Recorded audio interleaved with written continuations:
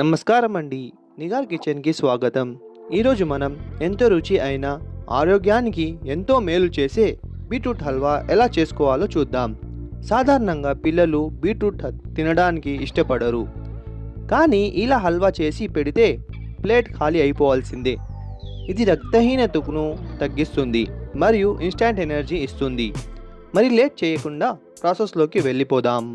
ముందుగా ఒక అరకిలో ఫ్రెష్ బీట్రూట్స్ తీసుకొని పైన తొక్క తీసేసి శుభ్రంగా కడుక్కోవాలి. ఆ తర్వాత వీటిని ఇలా సన్నగా తురుముకోవాలి. తురుము ఎంత సన్నగా ఉంటే హల్వా అంత త్వరగా ఉడుకుతుంది మరియు టేస్ట్ కూడా బాగుంటుంది. ఇప్పుడు స్టవ్ వెలిగించి ఒక మందపాటి ప్యాన్ పెట్టుకోండి. అందులో సరిపడే నెయ్యి వేయండి. నెయ్యి వేడెక్కాక మనం కొన్ని జీడిపప్పులు వేసి దోరగా వేయించుకుందాం. ఆ తర్వాత తురిమి పెట్టుకున్న బీట్రూట్ వేసి పచ్చి వాసన పోయే వరకు కలుపుకోవాలి.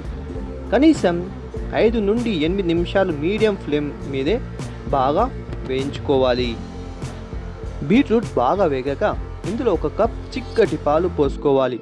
పాలు బీట్రూట్ ఉడికితేనే ఆ క్రీమీ టెక్స్చర్ వస్తుంది.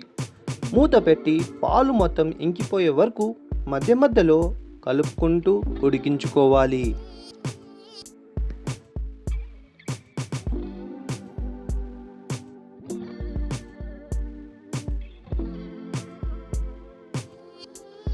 పాలు దగ్గర పడ్డాక మీ తీపికి తగ్గినంత చక్కెర వేయండి. చక్కెర కరిగాక హల్వా మళ్ళీ కొంచెం పల్చబడుతుంది. ఇప్పుడు ఇందులో కొంచెం యాలకుల పొడి వేస్తే మంచి ఫ్లేవర్ వస్తుంది. హల్వా ప్యాన్ నుండి వేరుపడే వరకు ఉడికించుకోవాలి. మధ్య మధ్యలో ఇలా కలుపుకుంటూ ఉండాలి.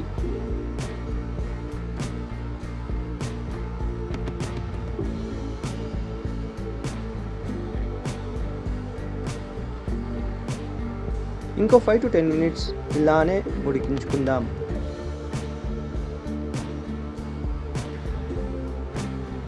అంతే అండి, వేడి వేడి beetroot halwa ready. 2000 years later. మీరు కూడా తప్పకుండా ట్రై చేసి మీకు ఎలా కుదిరిందో కామెంట్స్లో చెప్పండి. మరిన్ని హెల్తీ రెసిపీస్ కోసం మా నిగార్ కిచెన్ ఛానల్ని సబ్స్క్రైబ్ చేయడం మర్చిపోకండి. Thank you for watching.